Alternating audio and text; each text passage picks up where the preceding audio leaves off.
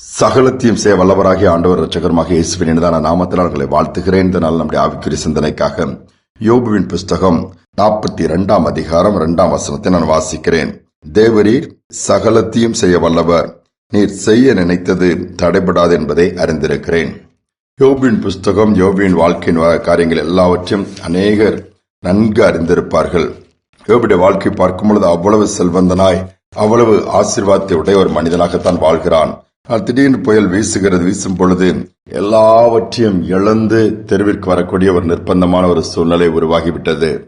ஒரே நாளில் தன்னுடைய 10 பிள்ளைகளையும் பறிகொடுக்கிறான். இழக்க நேரிடுகிறது. சொத்து சுகம் எல்லாவற்றையும் இழந்து தெருவிற்கு வந்துவிட்டார். தேவனால் சாட்சி பெற்ற ஒரு மனிதன், நீதிமான், எந்தவித குற்றமும் சுமத்தப்பட முடியாத அளவு உண்மையான உத்தமமான வாழ்க்கையை வாழ்ந்த ஒரு மனிதன். யோசித்து பாருங்கள். சரீரம் எல்லாம் சுகவீனம், பலவீனம், நோய்கள், ஜீவன் மட்டும்தான் எஞ்சியிருந்தது. அப்படிப்பட்ட ஒரு சூழ்நிலையில் தான், பெரிய சவால் நிறைந்த சூழ்நிலையிலே தேவனை மறுதலிக்காமல், தூசிக்காமல், உத்தமத்திலே உறுதியாய் தொடர்ந்து நிற்கிறார். பிசாசானுடைய எண்ணம் எப்படியாவது யோபுவின் வாயிலிருந்து தேவனை மறுதலிக்கக்கூடிய, தூசிக்கக்கூடிய ஒரு வார்த்தையை வர பண்ணிவிட வேண்டும். ஆனால் தேவனிடம் போய் பிசாசு அதைத்தான் சொல்லுகிறான். அவன் கஷ்டத்தை கொடுத்து விட்டால் உம்மை தூசித்து விடுவான், மறுதலித்து பின்வாங்கி போய் விடுவான். தேவன் ஓகே சொன்னார். எல்லாவித டெஸ்டும் யோபுக்கு அனுப்பிப்பார். ஆனால் நடந்தது என்ன தெரியுமா? தேவன் அனுமதித்தார். ஆனாலும் அத்தனை பாடுகளிலும் யோபு உத்தமமாயிருக்கிறார். ஆனாலும் ஒரு போராட்டம், என்ன செய்வது? இப்படிப்பட்ட ஒரு நிலைமை யோபுக்கு ஒன்றுமே புரியவில்லை. பல விதமான போராட்டத்தில் பல அதிகாரங்கள் நீங்க பாத்தீங்கன்னா பல கேள்விகள்லாம் இருக்கும். நான் தேவனை எங்கு போய் கண்டுபிடிப்பேன்? அவனை கண்டுபிடித்தால் நலமா இருக்குமே. என் வேதனை வியாகுலங்கள் எல்லாவற்றையும் அவரிடம் சொல்லுவேனே, நான் எங்கும் காண என்று புலம்புகிறதை பார்க்க முடியும். 38 அதிகாரம் வாசித்து பார்த்தால் 41 அதிகாரம் வர தேவன் கேள்விகளை கேட்பார் யோபுக்கு. பல கேள்விகளை கேட்ட யோபுக்கு தேவன் கேட்கிற கேள்விகளினால் பதில் சொல்லவே முடியவில்லை. ஆனால் நம்முடைய தேவனால் ஆசீர்வதிக்க முடியும், உண்மைதான். தேவனால் கட்டவும் முடியும், அதே நேரத்திலே கொடுத்ததை எடுக்கவும் முடியும், இடிக்கவும் முடியும். அதை நாம் மறந்துவிடக் கூடாது. அப்ப அது அந்த நேரத்தில் தான் யோபு இந்த பதிலை சொல்லுகிறார். தேவரி சகலத்தையும் செய்ய வல்லவர், உம்மால் ஒன்றுமில்லாமல் ஒரு மனிதனை ஆக்கவும் முடியும், அதே நேரத்தில் ஒன்றுமில்லாத ஒரு மனிதனை உயர்த்தி வைத்து அழகு பார்க்க முடியும். இப்பொழுது நான் அதை அறிந்திருக்கிறேன். நீர் செய்ய நினைத்ததை ஒருவரும் தடுக்க முடியாது, அது தடைபடாது என்பதை பாருங்கள். அந்த ஒரே வசனத்திலே தன்னோட உறுதியா இந்த காரியத்தை சொல்லும் பொழுது ஆண்டோட உள்ளமே குளிர்ந்திருக்கும். நடந்தது என்ன? இழந்து போன அத்தனையும் திருப்பி கொடுக்கிறார். அத்தனை ஆசீர்வாதங்களை ரெண்டத்தினே திரும்பி வருகிறது. மீண்டுமாய் 10 பிள்ளைகளை கர்த்தர் அழகாய், சௌந்தரியம் உள்ள பிள்ளைகளாய், தேசத்தில் அப்படிப்பட்ட அழகு நிறைந்த பிள்ளைகள் கிடையாது, வேதத்தில் அவருடைய பெயர்கள் இருக்கிற வண்ணமாய் கர்த்தர் கொடுக்கிறார். இரட்டிப்பான நன்மையை கொடுத்தார் என்று வேதம் சொல்லுகிறது. ஏனென்றால் சகலத்தையும் செய்ய வல்லவர். நீங்கள் ஒரு நிர்பந்தமான நிலைமையில இருக்கலாம், ஆனால் சர்வ வல்லவர், அவர் சகலத்தையும் செய்வரால் முடியும் என்கிற ஒரு நம்பிக்கை மட்டும் எந்த சூழ்நிலையும் இழந்து விடாதீர்கள். எல்லாவற்றையும் இழந்திருக்கலாம். நினைத்தது ஒன்று, நடந்தது ஒன்று நீங்க நினைக்கலாம்.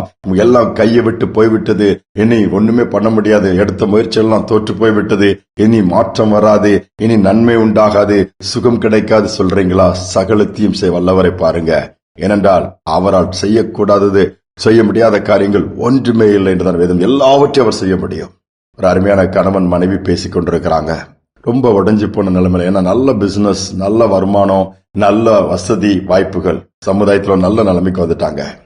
எதிர்பாராத விதத்தில் வீசின ஒரு புயலினாலே வாழ்க்கை தடுமாற ஆரம்பித்தது.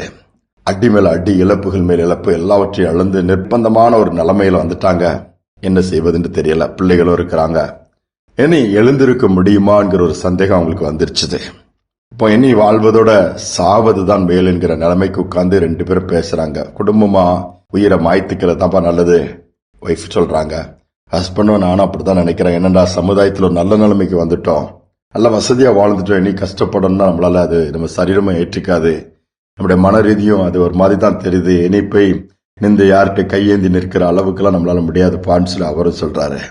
சரின்னு சொல்லிட்டு அப்படி பேசிட்டே இருக்கும்போது அவங்க அப்படியே போறாங்க. போயிட்டு சரி ஃபைனலா என்ன பண்ணலான்னு சொல்லிட்டு, வாழ்க்கை எப்படி முடிக்கலாம், எப்படி இது பண்ணிக்கலாம், பிள்ளைகளையும் சம்மதிக்க வைக்கணுமா, அது எப்படிங்கிற காரியங்கள் அப்படி குழம்பிட்டே தங்கள் வாழ்க்கை முடித்துக் கொள்ள விஷத்தை வாங்குறதுக்கு 2 பேரும் போறாங்க சேர்ந்து, கணவன் மனைவியும்.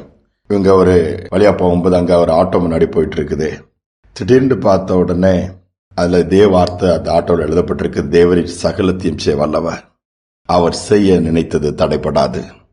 இந்த வார்த்தைய அந்த மனுஷன் பார்த்த உடனே அவருக்குள்ள ஒரு தைரியம், அவர் அறியாமலே ஒரு விசுவாசம், அறியாமலே ஒரு காரியம் நடக்குது.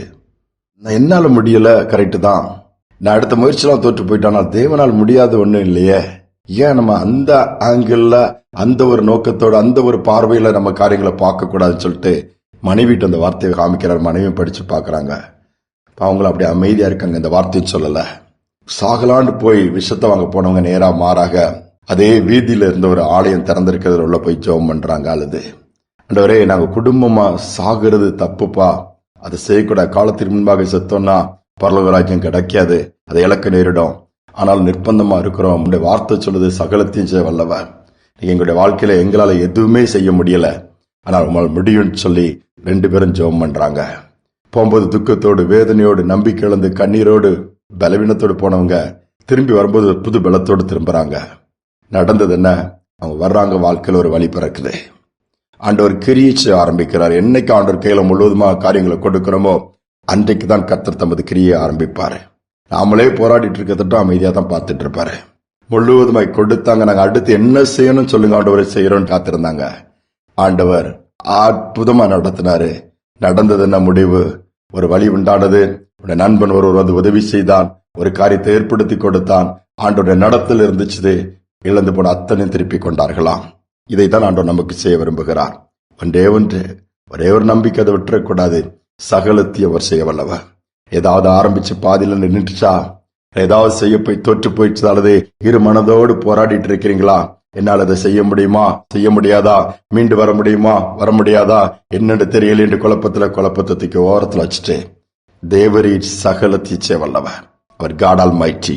அந்த நம்பிக்கையோடு அவர் நோக்கி பார்த்து இந்த நாள் அவருடைய கையில கொடுத்து ஜெபிப்போமா? அன்பின் தகப்பனே, சகலத்தின் நிச்சய வல்லவரா இருக்கிறீர். உம்மால் கட்டவும் முடியும், இடிக்கவும் முடியும், உம்மால் உயிர்ப்பிக்க முடியும், கொல்லவும் முடியும். நன்மையின் ஊற்றுக்காரன் நீர் ஆண்டவரே. சகலத்தையும் சிருஷ்டித்தவர் நீர். எல்லாவற்றையும் ஆளுகை செய்கிறவர் நீரப்பா. வானத்திலும் பூமியிலும் சமுத்திரத்திலும் அதன் ஆழங்களும் சித்தத்தின்படி காரியங்களை செய்கிறேன் என்று வார்த்தை சொல்லப்பட்டிருக்கிறதுபடியே ஒரு துக்கத்தோடு, நம்பிக்கை இழந்து போய், சோர்ந்து போய், இழந்து போய், காரியங்கள் வாய்க்காமல் எல்லாமே எனக்கு விரோதமாய் மாறிடுச்சுன்னு சொல்லி அங்கலாய்ப்போடு இருக்கிற பிள்ளைகளை ஒரு வீச நினைவு கூர்ந்து இந்த காலை நேரத்துல தட்டி கொடுத்து தைரியம் கொடுத்து நீங்க உங்களுடைய வல்லமையை காண்பீங்கப்பா. சர்வ வல்லவர் என்பதை உணர்ந்து கொள்ளக்கூடிய அப்படிப்பட்ட ஒரு இருதயம் உண்டாக்கப்படட்டும் அப்பா. சிந்தனைகள் ஒரு தெளிவை கொடுங்க. பார்வையில் இருக்கிற அவிசுவாசங்கள்லாம் எடுத்து போடுங்க. ஆரம்பிச்சுட்ட முடியாதுன்னு சொல்லி அப்படியே திகைத்து நிற்கிற பிள்ளைகிட்ட அதே கரத்தை பிடிச்சு முடிச்சு கொடுக்க முடியாது நான் ஜெபிக்கிறேன். செய்வதற்காய் ஸ்தோத்திரம், நடத்துவதற்காய் ஸ்தோத்திரம், அற்புதங்களை செய்து நீர் மகிமைப்படுவதற்காய் ஸ்தோத்திரம். துதிகனமாய் ஏற்றுக்கொள்ளும் இயேசுவின் நாமத்தில் பிதாவே, ஆமே ஆமே. சகலத்தையும் செய்ய வல்லவருடைய கரத்துல சகலத்தையும் கொடுத்து விடுங்க. நீங்க எதிர்பார்த்ததை காட்டிலும் மகிமையான காரியங்களை கர்த்தர் செய்வதை பார்ப்பீங்க. இந்த சிந்தனையோடு நாளை தொடருவோம். மீண்டுமாய் நாளை தினம் சந்திப்போம்.